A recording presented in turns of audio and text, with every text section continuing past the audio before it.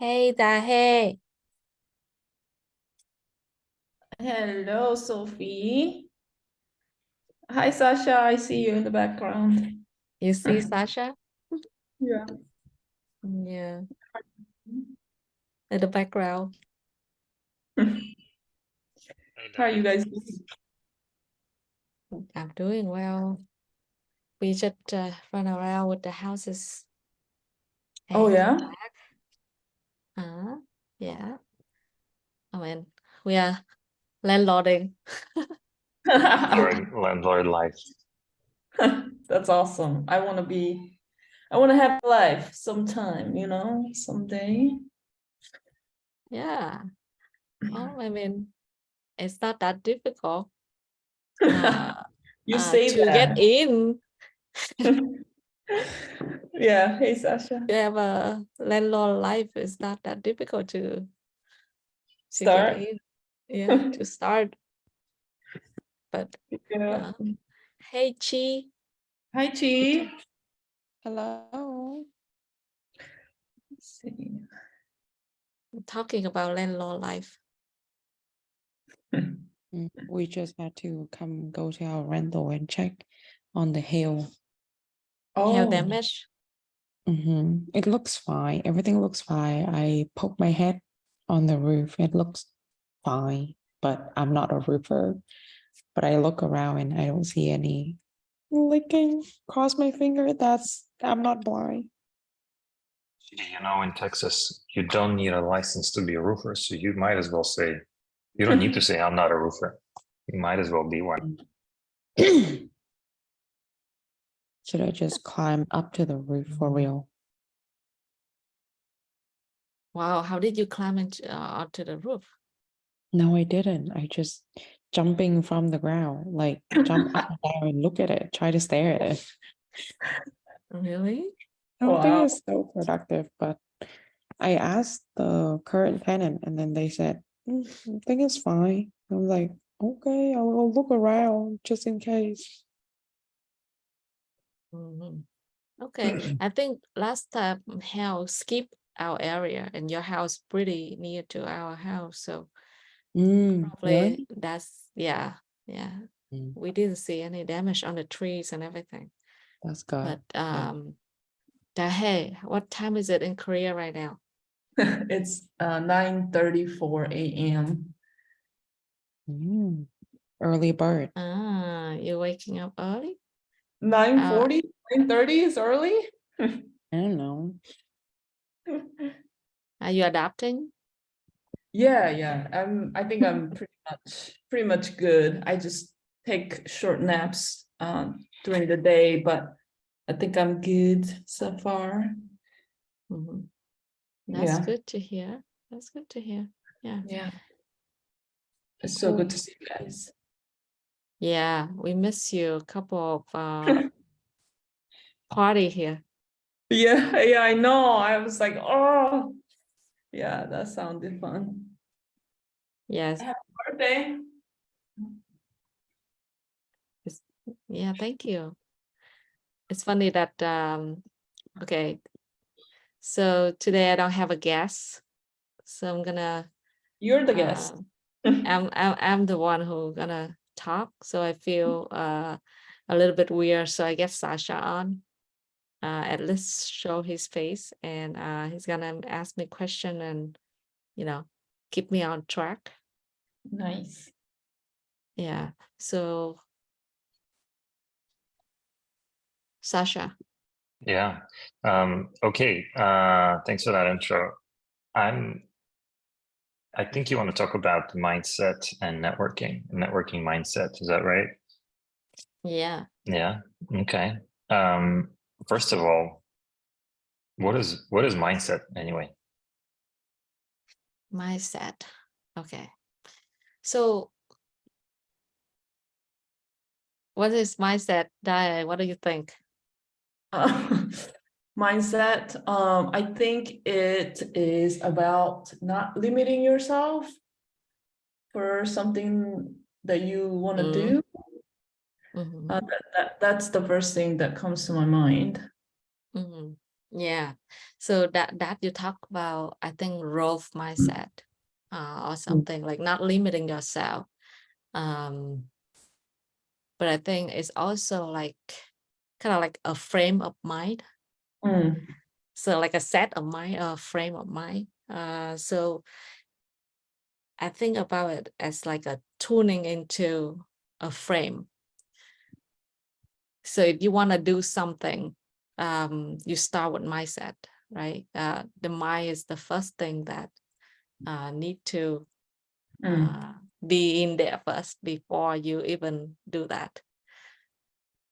Chi, what do you think mindset is?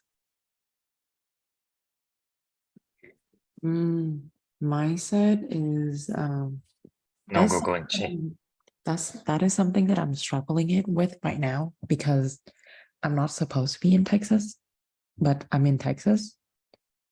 And like because my mindset on the other play is like, oh, this is like just an investment vacation. I haven't switched my mindset from like Texas is not home base anymore and is somewhere else. Like, is that explaining it? That's what I think mindset is. Like, is that what it is? No? Am I answering the question? I don't know, like, so so you're saying that hard. your mind is still in Texas. Yes. Is that what you're saying? Yes. And I think how do I explain it? Mindset to me, like that is just example of how I would explain my mindset, right? Mhm. It's like, how is it? How would you can you help, Jeff? Yes, hello. I am Jeff Walsh. If anyone's listening, hello. Jeff. Hi, Jeff. Hi, hello, everybody. So the way that I think she's trying to describe it is basically mindset is like the state of mind that you're in, the thing that like drives you at that current moment in time. And so she's being driven as like, oh, my mind is in, at my, place I'm comfortable at, which is Texas, and trying to switch that mindset from being where you're comfortable to where you're uncomfortable again is difficult. Yeah, Mm. I think that's it. Hey, Andy. Hi, Sophie.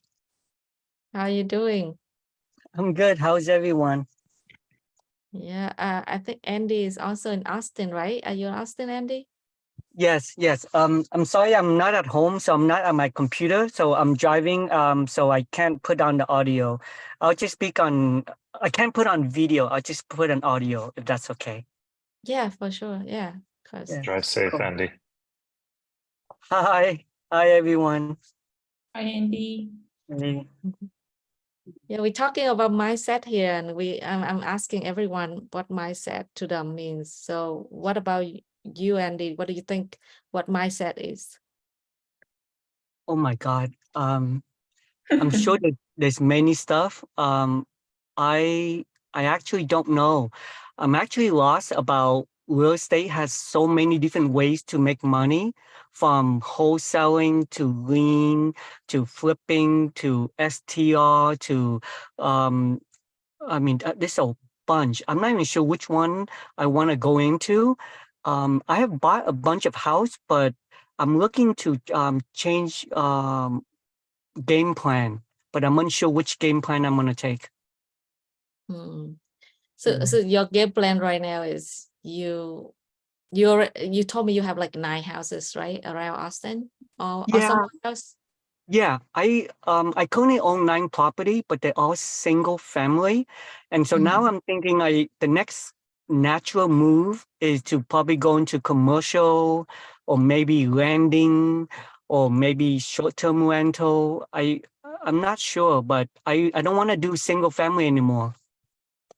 Gotcha, So gotcha. yeah, yeah. Yeah. So yeah, so the mindset, I think mindset is more like a state of mind, where a frame of mind where you want to have before you do something, I guess. So that has, I struggle with a state of mind as well. Currently, I'm trying to consider myself as a real estate investor instead of a 9-to-5 employee. I see. I see. Yep. Mindset is everything starts with mindsets, and I'm sure it ends with mindset. You have the right mindset, and you will succeed. I'm not sure what mindset works for me, but that's why I'm listening. Yeah. Yeah. Yep. Nhân, hi. Is it Nhân or Nhan? Nhân Nguyen, are you here? Okay. I don't think he's here. But yeah, back to my set. For me, I think okay, Nhân cannot talk. So yeah, for me again, it's a frame of mind. So any frame of mind you in could be a mindset, and like you say, Andy, you have a mindset of single family investor right now, and you want to be something else, and you want to do something else. So you're gonna choose what you want to do, and if you choose to do something, then you try to get that mindset to head to that direction, right? Yes. Yes. Yes. Um, y- there's so many. What mindset did I miss? Because I was a few minutes behind trying to log in. What's your mindset, Sophie? I'm just gonna talk about networking and mindset today. Okay. So so try to give a small slideshow and some just standard stuff first, and then we can maybe go deep into mindset. Is that okay with everyone? Yes. Yes.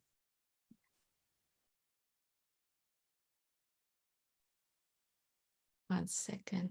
Okay. So So Sophie, while we bring this up, is it fair to say maybe summarize it by saying that a mindset is just a frame of how you view either the world around you or what's happening around you at the time, or how you frame the things that are happening around you. yeah, like wearing a glasses, I guess. If you guys wearing glasses, you know, if you wear different glasses, you see things differently. Let me share my screen here. Okay. So I'm gonna put on a slideshow about networking and mindset. So for the past 4 years in real estate, I learned a lot about networking and mindset, because that is like a core of real estate. Like you don't have a really official training school for being a real estate investor. You can be a realtor, but it's very different from real estate investor. And for me, just came to America 11 years ago, and I didn't know what networking even mean and what mindset even means. And you see my screen still? Let me resume. Yeah, seems like I cannot see my screen. 1 sec. Yeah, you see my screen? Okay. Yes. So this is 2018 in Seattle, and this is a friend of a friend who at that time he was doing a lot of flipping, a lot of he has a lot of rental, and he's been doing that for more than 10 years, starting at an engineer. So I visited Seattle, and I wanted to meet this friend and ask him, I want to do what you are doing. How can I do that? You know, kind of like also meet somebody who's doing what I want to do, kind of like my future self, and ask him, hey, where do I start? So that's what I did. And I met him. We had like dim sum. And then he said that, yeah, what you doing? I was having a restaurant, right? And he's like, what you're doing is different from me. You serve like, I don't know, 200 people food every day. But I work for a few months and I serve just 1 or 2 people. who gonna buy my house, and they pay me pretty well. He was doing a lot of flip, and he's like do a new construction and everything. So the only advice he did was just go on meetup.com, find your local meetup group, and join that. So I did exactly just that. I went home to New York City, and I go on meetup.com, and I find the New York real estate investor group, and I joined that group, and I went out to the event. So that the start of my networking in real estate. And that changed my life. So there's a lot of group that we can join, local meetup group, social media group. So if we not comfortable yet, we can start with, being us, like me being Vietnamese, right? I can find all these Vietnamese real estate investor group. I can find all these women group that like people have similar identity with me. And then I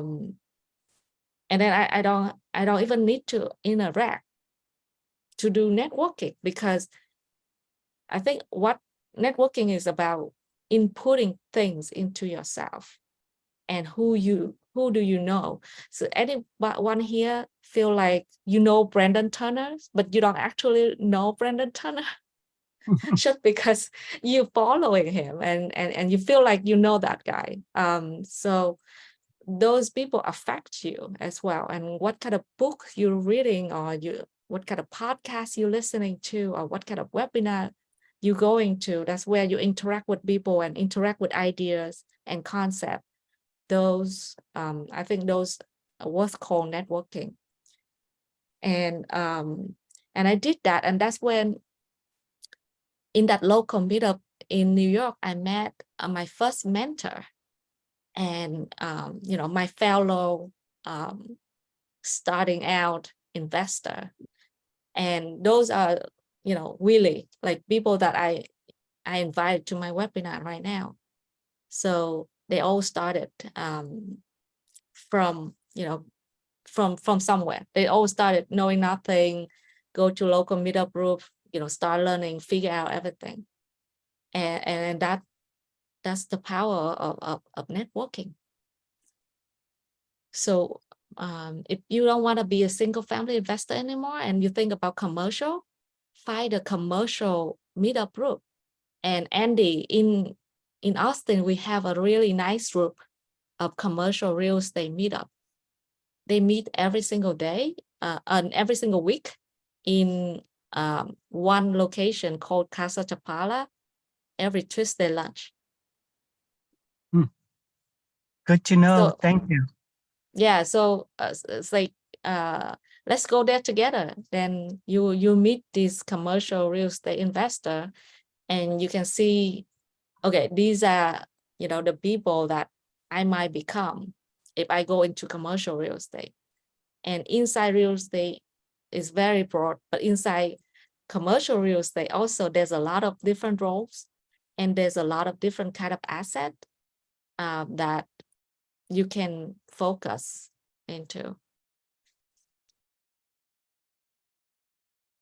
So I think everyone know about this, right? What kind of books you are reading right now is also important. I know she's reading a bunch of books. Chi, what are you reading? I'm reading Hands Off Investor and Self-Directed IRA book. Why are you reading those? Because I went networking and I got brainwashed from all the super smart lady. Yeah. So why Yeah. did you go there? I think it's because I was curious about what they were doing. I was always curious about commercial real estate, but I always kind of like, people are going to take my money and I don't have control, blah, blah, blah. And then I just happened to be invited there one time, like, okay, I have nothing to do today. I'll go. I go, and then they share me one of the ladies share me her syndication calculator. And after that, my life just switched.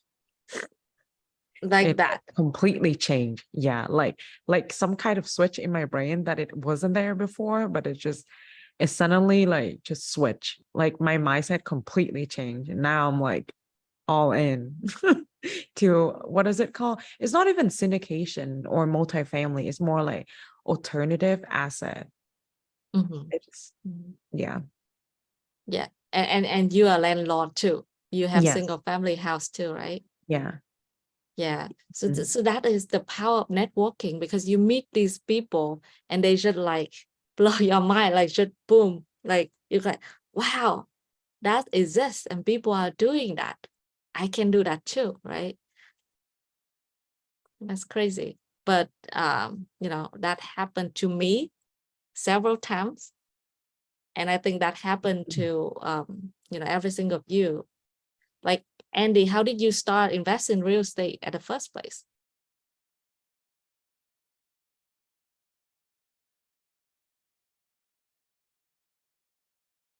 Andy, are you here? Oh, I think he's out here. Sorry, Alright, can you hear bye. me now? Yeah, I can I hear was you. okay, I was on mute. Sorry. So you asked, how did I start in real estate? Yeah. I was in high tech, and real estate was a side thing for me. So I Mm, just bought one, and a year or two later, I bought a second and a third and a fourth and a fifth, and they were all single family. I never meant to do it full time, but now that I have enough, I want to do it full time. mm, So I was more a accidental landlord than an intentional landlord. Um, yeah. So, but now I'm doing full time, so I need to pick my niche, what I want to do. So mhm. I'm in the mode of studying what I want to do. I mean, last week you had, or the other week you had Nico on, and he was talking about landing. So Yep, that sounds interesting. And obviously, there's a lot of stuff that's interesting. Um, Today, I think I just heard she spoke about alternative assets. Can she yep. tell? Can she tell us what alternative assets she's talking of? Yeah, she was alternative assets. For example, like solar farm, oil and gas, what else? Debt fund. I just learned recently about Section 170, and it's basically like you put money in and okay, don't quote me on this because I just learned about it. Basically, like you put, for example, I think you put in like 20K something, and then you get like, I don't know, 50K or 70K tax deduct off your active income. So I'm probably just BS on this because I still need to do my research, but it's kind of like a charity. You donating your money, and then you get reward because you know, you're donating your money, if that makes sense. But Okay. So you're investing, but then you're getting a big tax deduction. you are not really investing, you're giving away your money. Like that Section 170 is purely for you to get the tax deduct. Like say if you're in the 32% tax bracket, Mhm.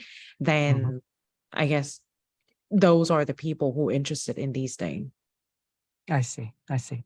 But Yeah. you know, a moment ago, you were saying that you were reading on self-directed account.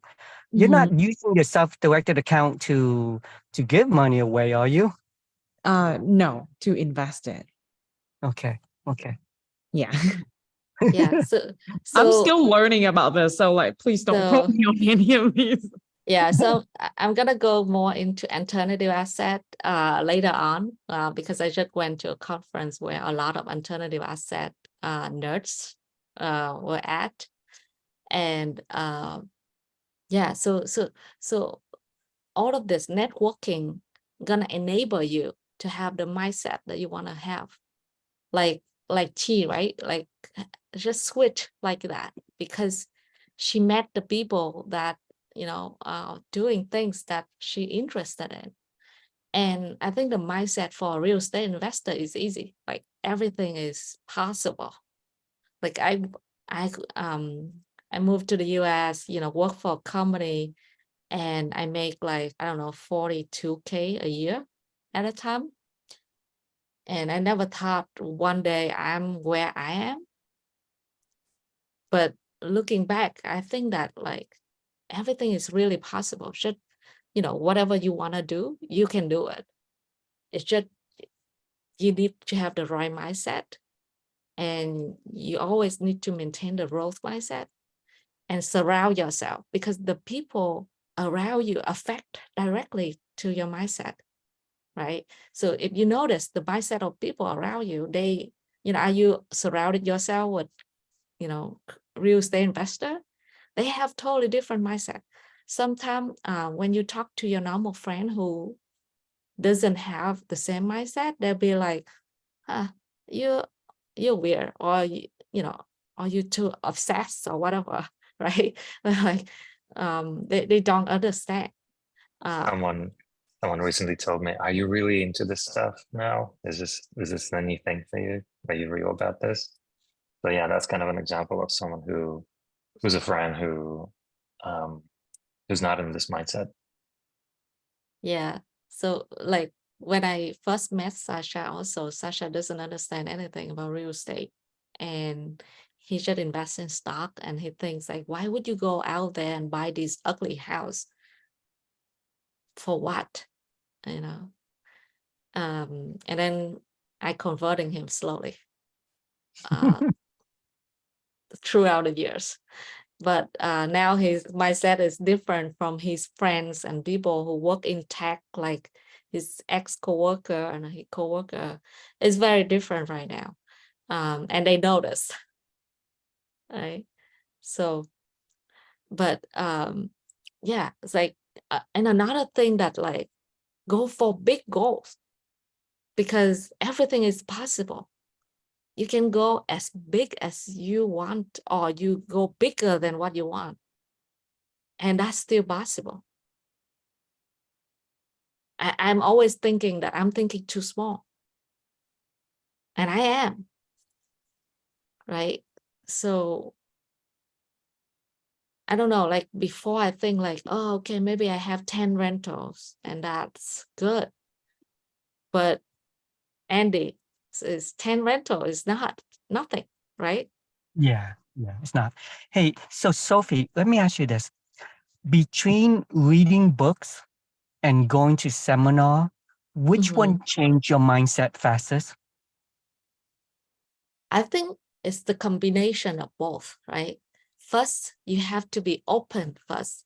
And I think like for me, usually I have the habit of go exercise every morning, go to the gym, and then I put my Audible on, and on my Audible, I have like list of book that I want to read, mostly real estate or meditation. But with real estate, I have book that I want to read, and then I listen to them. And then I also go to the seminar, because once you have a little bit of basic, you understand the concept, the vocabulary that you're using, then you know what to ask, right? You know what to look for. Before you even know all the concept, you don't know what to look for. And then when you go to this event, you meet these people, you know what to ask. You're more educated. Yeah, you kind of educate yourself a little bit first, and then you go meet these people, you know what to ask and how to talk to them, basically because you have a common basic knowledge about these things. So how often do you go to these seminars? These days quite often, so that's what I go next. So I went recently to 3 events in the past month. One is MNATCon. It's for people who want to be, do be syndicators, who be a general partner in syndication deals. And there's another summit for people who want to be capital raiser or fund managers. And I went to another one. It's 506 Group Conference. It's for people who want to make better decision on their passive investment, most likely alternative investment, because alternative is alternative from stock, like something different from stock is called alternative investment. So I went to, the 3 of them because I want to get into commercial real estate syndication, and I want to position myself in it. Like, what do I want to be? Do I want to be general partner, or do I want to be a capital raiser managing a fund, or do I want to just do passive investment and be really smart about it?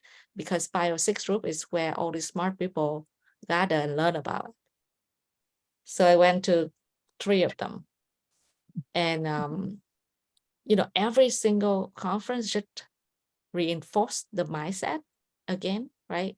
Like at MNetCon, it's all about people who wants to be general partner, means go out there, buy a 250 unit apartments and gather everyone, gather all the investor, pool all the money in, come in, buy that asset, turn it around, rehab everything, put tenants in, manage over the years and create value.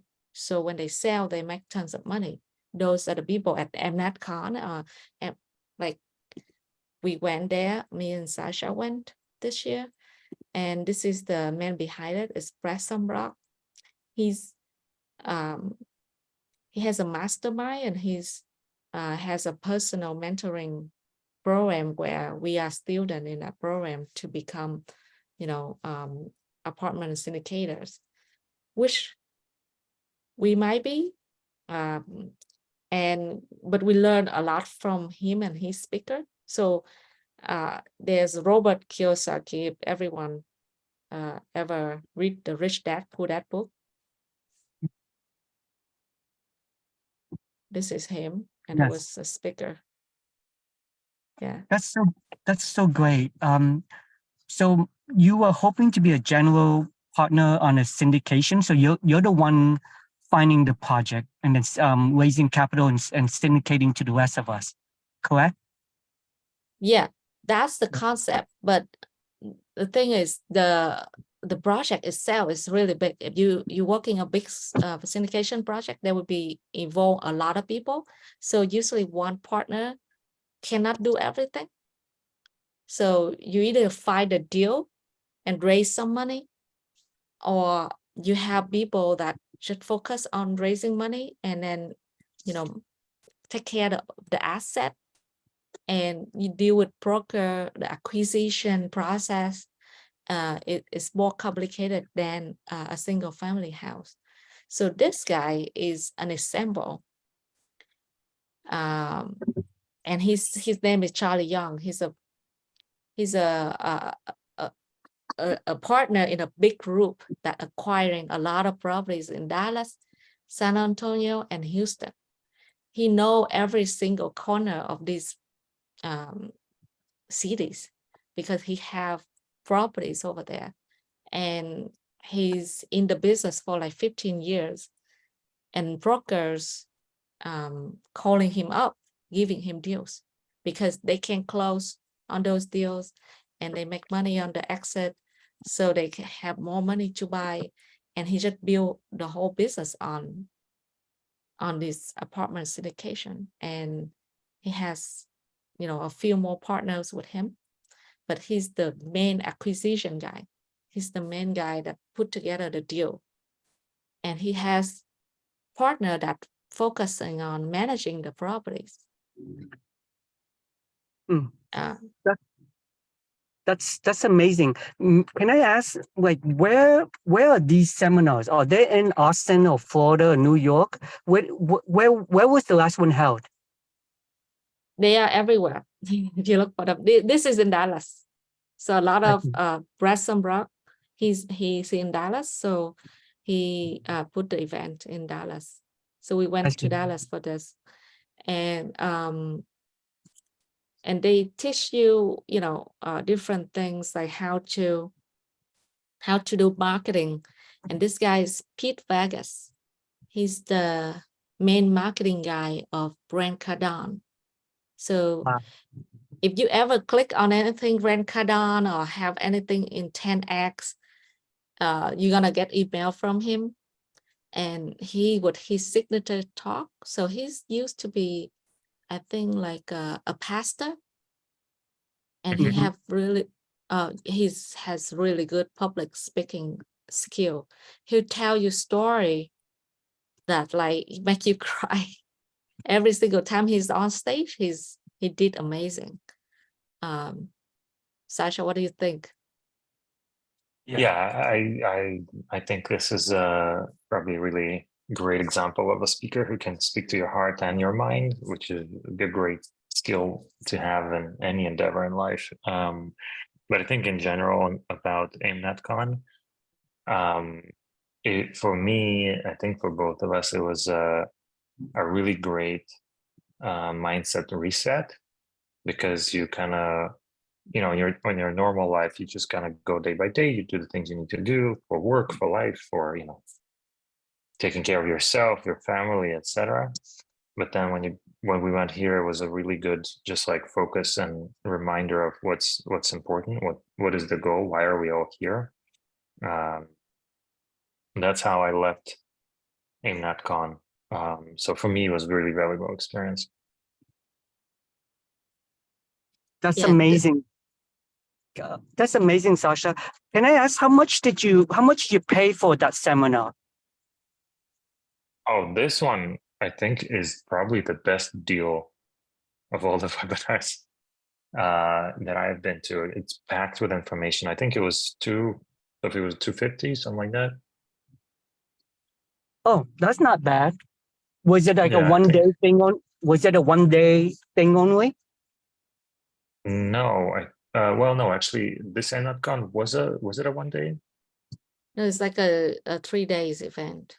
Oh, okay. This is 3 days, and then the next one we're going to talk about is a 1 day. Anyway, this was a really great deal. I thought, packed with really good speakers, and super affordable.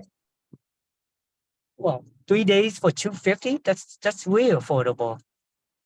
Is that right, Sophie? 250 or Yeah, I about think that? 299 or something. It's not that bad. Yeah, and all of them have, well, most of them have kind of different tiers. There's always a VIP tier or whatever.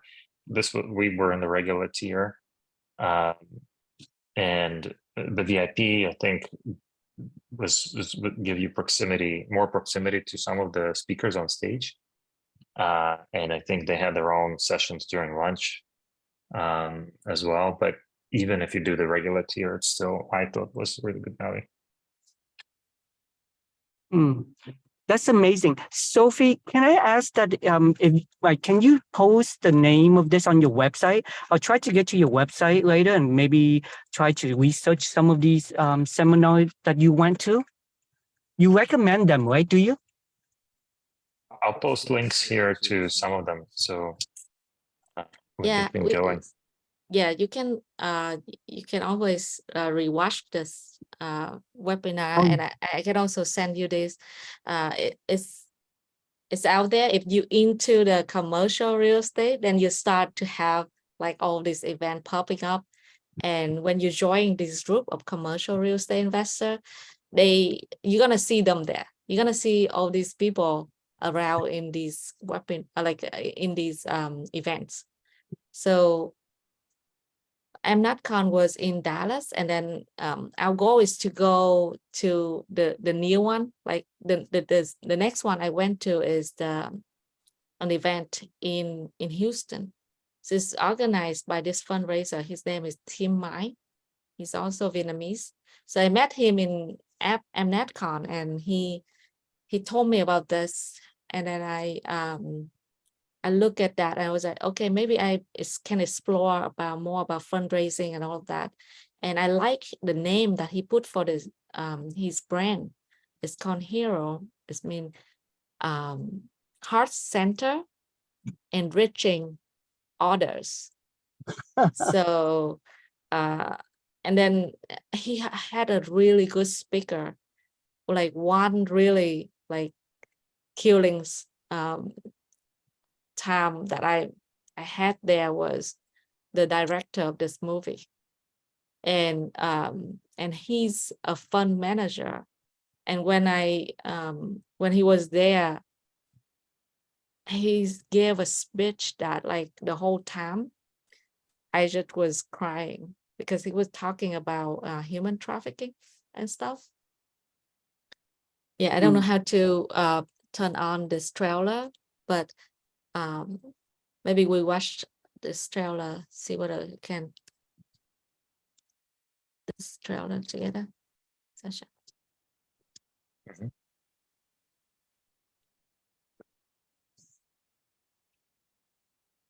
Can you hear it? No, No, you don't hear, right? no, no volume. Mm.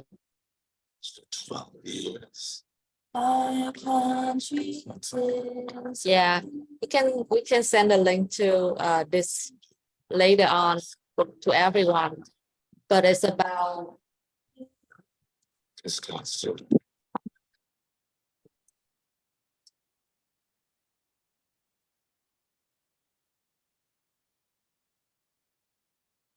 so it's about this guy who went to Colombia to rescue the kids there, so they don't get, they anyway. It's this guy right here was making a movie about his adventure to a human trafficking network, and he was raising money for his organization who he's established a few years ago, since he discovered that there's so many children got human trafficked and sold to be prostitute and all of that in Colombia and everywhere else, even in the US. So, and this guy starting out like 40 years ago as a fund manager, and his first fund, one of the first thing he invested was in real estate, commercial real estate. So he's also a real estate investor, but now his fund, he managed $48 billion in his fund. So basically he's a billionaire. And we were having a really good time raising for this because everyone was donating, and he said that he matched 100% whatever we raised that day. And that day he had set a target of $100,000, and I think we passed the $100,000 at one point. And there's other fundraiser in the room just came out and said that I'm gonna match whatever more than 100,000. Then people just donate more, and we end up making it to $211,000. And Paul Hutchinson, this guy, end up matching 100% of it. So that day we raised $422,000 for the cause of to end children trafficking. And every $2,000 we can save a child out of that network, that dangerous network of human trafficking. So the story that he told was a lot of story for him to do undercover and go into this organization and pretend to do business with them and try to save these children. So just one speaker like that, I feel like it should blow my mind. And like the fact that he's sitting in front of me, like we're having dinner together, and he's and his wife have this like beautiful soul, and this is Tim Mai, by the way. And I feel like just that is worth the effort and you know, the hustle that I have to like go to Houston and attend this event while having a child or whatever, like that should all worth it. And I end up donate like $10,000 for this course, with, you know, like I don't even think, because what is the end goal anyway? Like, okay, to be a millionaire, to retire early, or to, you know, to live a better life. But at the, you know, at the end of the day, right, I think to care for others is the most important goal that it should light up my heart and my mind, and it should, you know, drive me and motivate me even more, because I think every one of us want to do good. And then we always say that, okay, once I have more money, I will donate, or once I have more time, I will volunteer. We always say, you know, we always have the next destination, and we're rushing there, but we never like really, you know, care. But at the end, whatever you give, I believe it will come back to you in different form, and it should make you, you know, make you have a better life. So better life is to me, is the life where you can give. And I think like everyone are responsible to get rich so they can give away, you know, money, or, you know, give away their time. So these conference or these places that I go, and these are the things I learn, and I think it's so cool that if I sit at home, I will never, you know, experience that. So I have a question. Can you tell us a little bit about your mindset, how it changed when you went to this particular conference? What made your attendance there a success when it comes to a mindset shift, or was there a shift in your mindset afterwards? Was what you were just talking about, was that a result of that mindset shift? Yeah.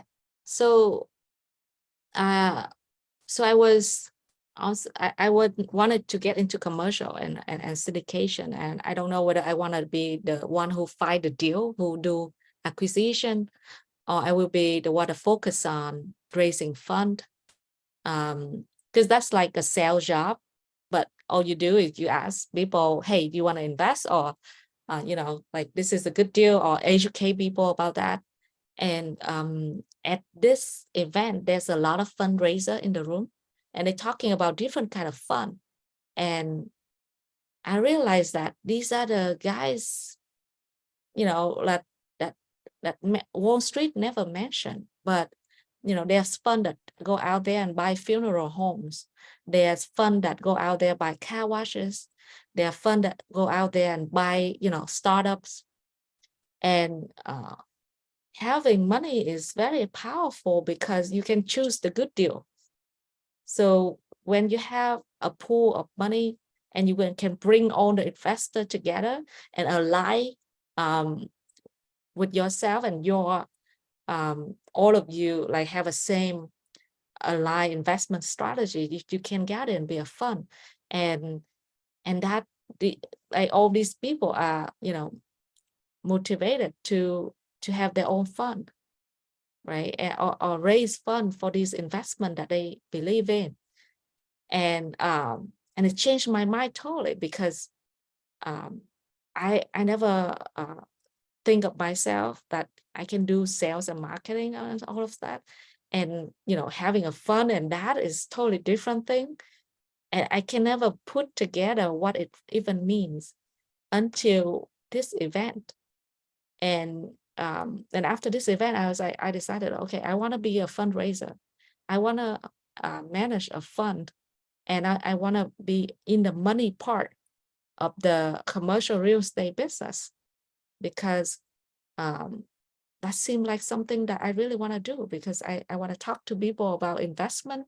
I want to talk to people, you know, educate people like all these alternative that they can invest in. and they can get there even faster than they thought they could be. So and also like Paul just became like, that changed my mind about like, okay, so what is the end goal here? Hustle, hustle, hustle, and then what? It just clicked with me that this is it.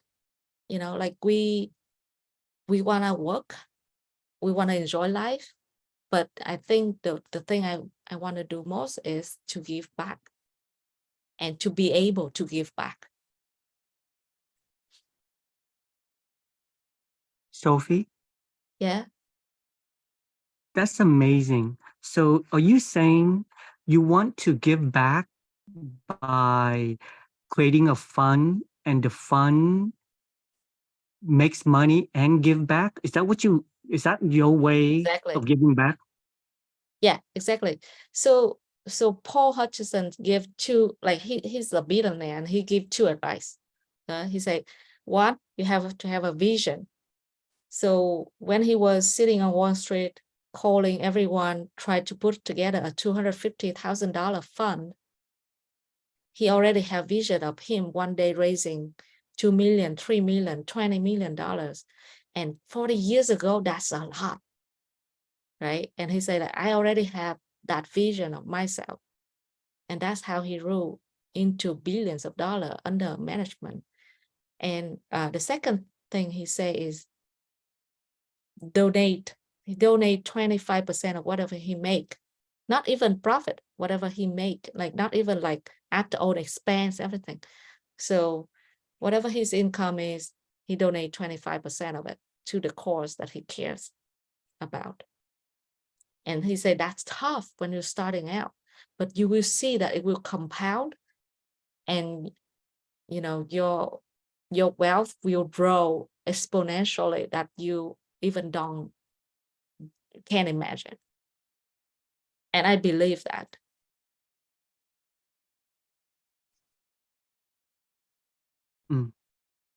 I see.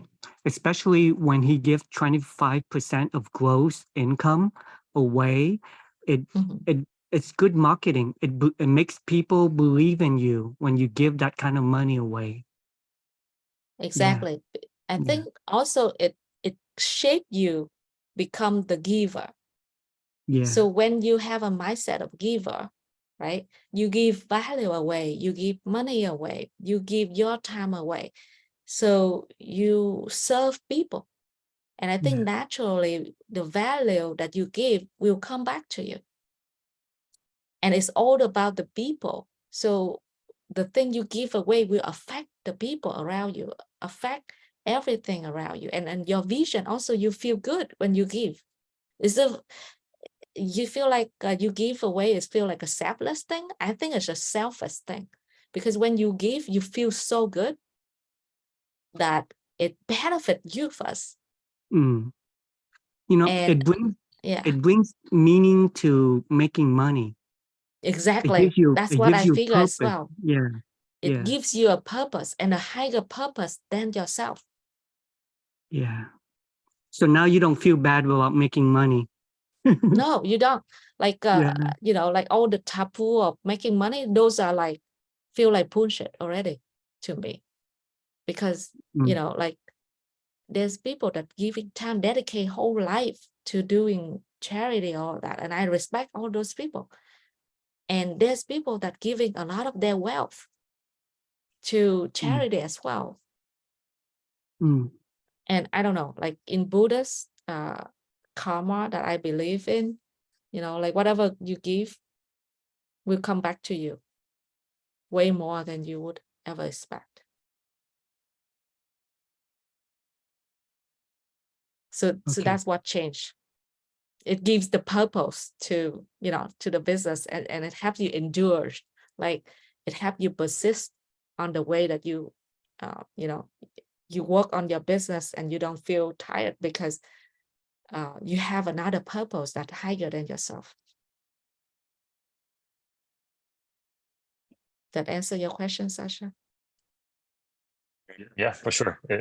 Talk about growth mindset. Yeah, this makes sense. Yeah. Yeah, and then there's another event that I went to where all the alternative investment nerds are gathering. It's called 506 Group. If you're looking into passive investing, and you should check this group out. It's hard to get in, but I think it's worth it. And they have a conference every year.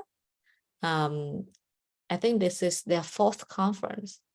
And they invite people like an economist talk about, the current status of the economy.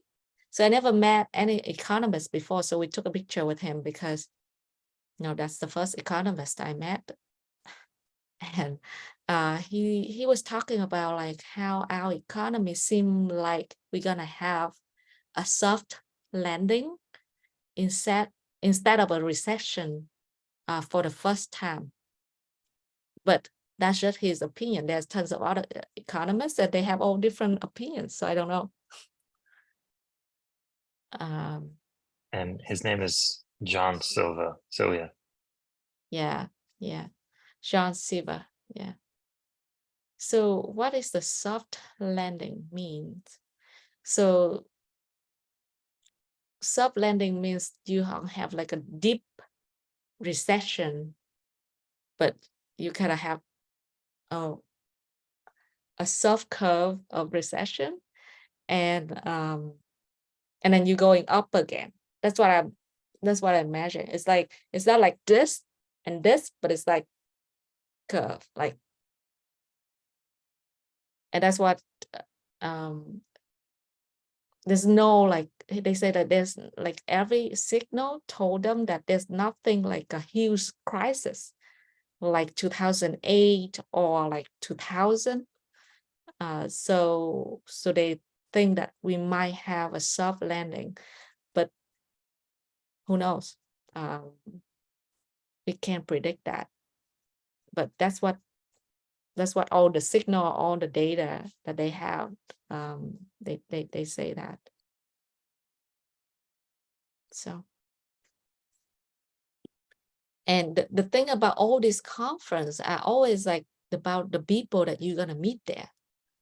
And it's always about the speaker, but it's also the people that you meet there. So this is one of the dinners. So they have 2 dinners, which is what we went to, with the sponsor who come to kind of offer this investment to this group of people.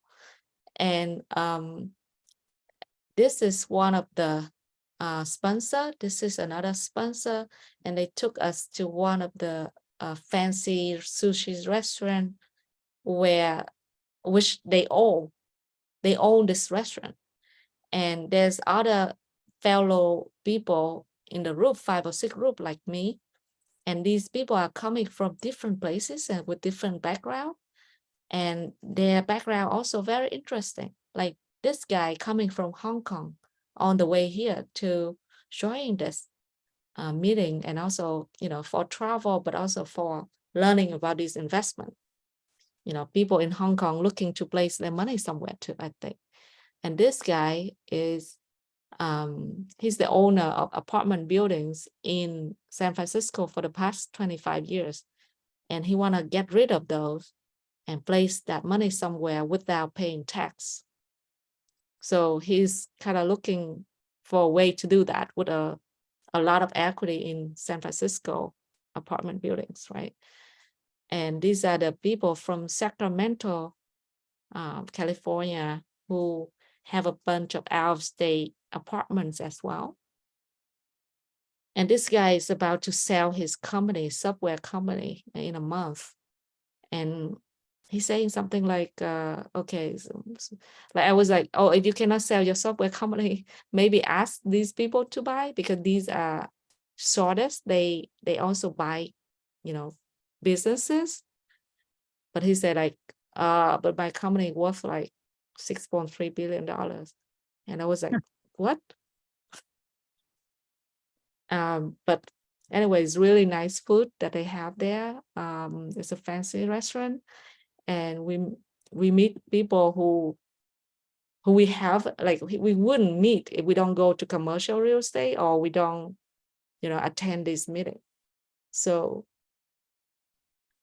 and it is super smart. And it's feel like I always feel like, okay, I'm in a really good place where I sit in a room where I'm the, you know, I'm the most stupid one there, right? Everyone is like so smart and full of experience. And I think that that is the place to be. So that's why I'm going to this event. And also for the really good food that they giving me for free.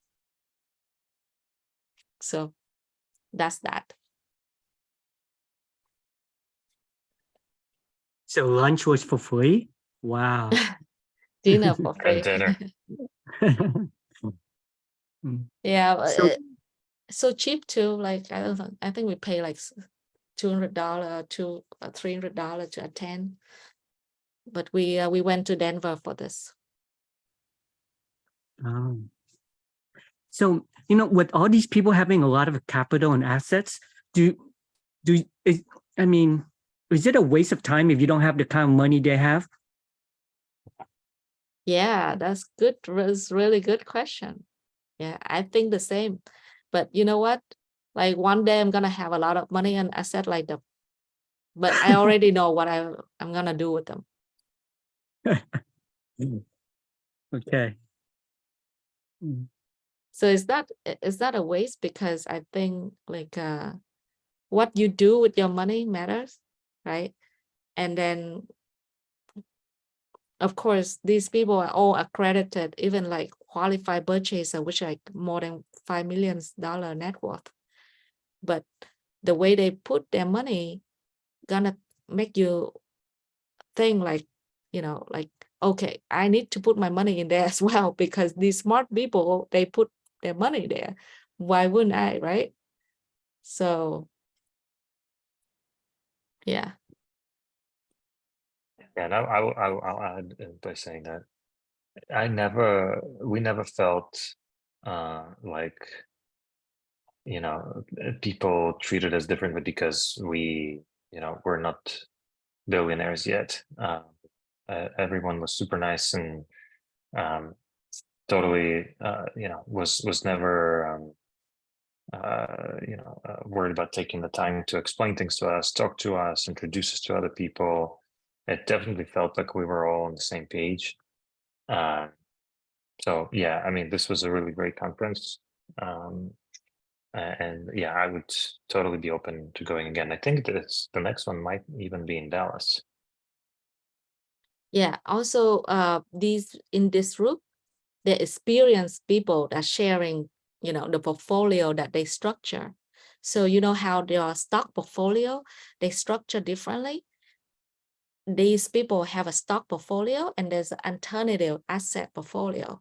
And in alternative asset portfolio, they also structure differently. So there's multifamily, there's like debt, like debt of multifamily is also something that people invest in, like a bridge loan, right? There's people giving bridge loan, and there's a bridge loan fund that these people running that you can invest in. And because debt is more secure, and there's equity, which means that the syndication itself, when you invest in it, is an equity part of the deal, which is more risky, but more higher return, right? And these 4 people, experienced people panel was one person from Austin. He's a tech exec, and he also invests in a lot of that. He's older. He also invests in angel investing. And another guy was a developer in Silicon Valley. He's doing hundreds of millions dollars a year on flipping, buying, developing, like totally real estate guy. And he's also have his own portfolio of alternative investment, which is all this. They do even private equity investment, things like professional sport, different small or medium business that they buy equity from. And another guy is the head of energy of Citigroup from Houston. And one more guy, he's a partner in a $10 billion VC firm and they one from banking, one from VC, they all invest in alternative asset, which involve a lot of commercial real estate and private equity. So we see these people where they put money in, and we were like, okay, with our little money, maybe that's like we can structure it that way as well, right? Like how to stay safe, but also can grow. And the younger they are, they more aggressive. So the guy who from Houston, who's the head of the city group, he's younger. He's like maybe less than 50, I guess, and he have 82% of his portfolio in equity, which we do as well. So we invest in syndication, which is equity of, this multifamily. So which it rolls faster, but less safe than a debt. But people older in their 70, they put a lot into the debt funds and things like that, with yield maybe lower, 9-10%, but safe. So things that we learn very valuable is also from our peers.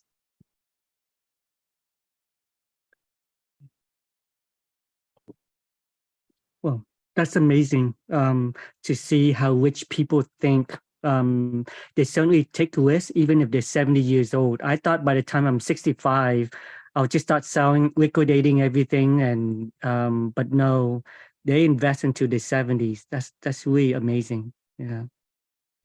Yeah, it's as I say, it nerds, right? So it's almost like it's fun to do. So it's something that I don't think we will ever stop, because it's just fun to do. Fun to make money. Yeah, and draw money. So most of these people, some of them are family office. They would never withdraw money out of the investment even. They should keep growing it, and then passing on to the next generation. So there's that. It's not for them anymore.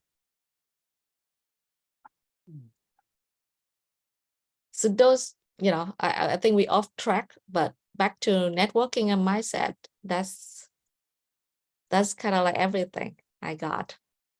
Any question, guys? I think I talked too much. Yeah, it's 8:39. I know. It definitely makes me think. For Yeah, sure. hey.